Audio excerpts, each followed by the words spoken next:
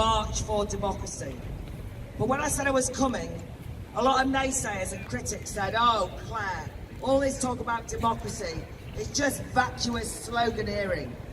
It's just a populist appeal to the will of the people. It's got no depth." Well, how wrong they are. But I'll admit something to you. Until recently, for many of us, democracy probably was just a word. Maybe we took it for granted. I don't know about you, but when we voted Leave, I rather naively believed that MPs would deliver it. I remember one mate saying to me, "Oh, Claire, don't be stupid, the establishment won't let us leave." And I thought, conspiratorial pessimist, don't be ridiculous. How wrong I was. What we've witnessed over the last 3 years has taught me, all of us I think, an invaluable lesson. That democracy is far more than a word, but to make it so we can't be complacent, because each generation has to fight for it and make it their own. I think maybe I thought the fight had been won in the past, maybe by the martyrs of Peterloo. But when I actually look back on those struggles over the centuries, you realise exactly why it's not just a slogan. Democracy is built on a rich seam of philosophy and political argument, from ancient Greece through to the Putney debates of the Civil War, involving all the Enlightenment philosophers and all the arguments before and after the Peterloo Massacre. There are those who today write off democracy as a simplistic slogan. We know it's highly complicated, contested, it's got real depth and historic legacy, has been argued over by the greatest minds of history, and we stand on their shoulders. Aristotle, John Milburn, John Locke, Milton, Tom Paine, Sylvia Pankhurst, Hannah Arendt. Over at Chetham's Library, just where we are now, Marx and Engels in the 1840s studied and read so they'd better understand it.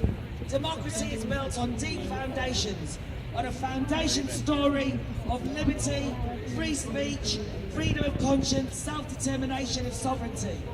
It's based on the deep foundations of individual and collective and equal rights for all, on a foundation of the rule of law. That is our rich history. We won't be lectured by the critics of Brexit that democracy is an empty slogan. No, we won't. It's they who make a mockery of democracy when they call themselves Democrats. Last week, Guy Verhofstadt declared himself a true Democrat. He strongly criticised the President of Turkey, President Erdogan, for flouting democracy. Verhofstadt tweeted condemning Erdogan's disgraceful scrapping of the result for a vote for the Istanbul mayor when his candidate lost. Verhofstadt called it an outrageous decision, and he said it was evidence of, quote, how Turkey is drifting towards a dictatorship. Well, for once, let me tell you, Guy Verhofstadt is right. Listen, when they go low, we go high, everyone. When they go lower than low, we go higher.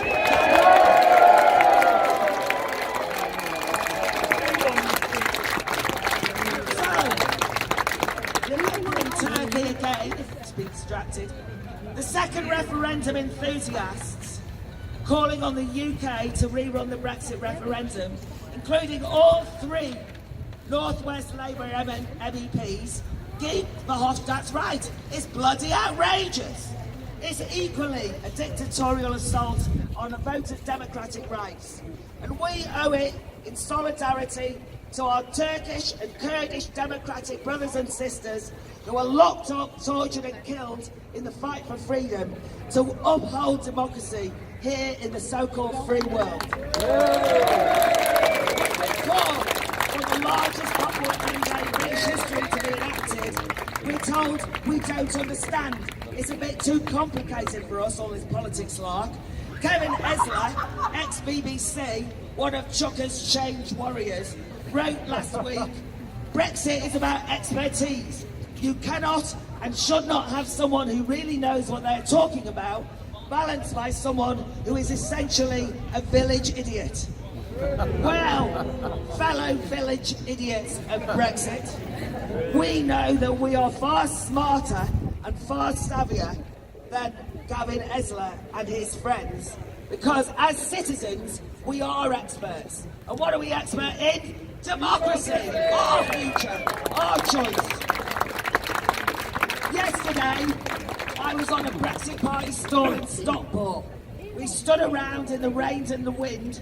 We had hours of discussion on popular and national sovereignty. It was more informed, more sophisticated than most university seminars, and definitely at a far higher level than anything you'll hear in Parliament or in Gavin Esler's sitting room.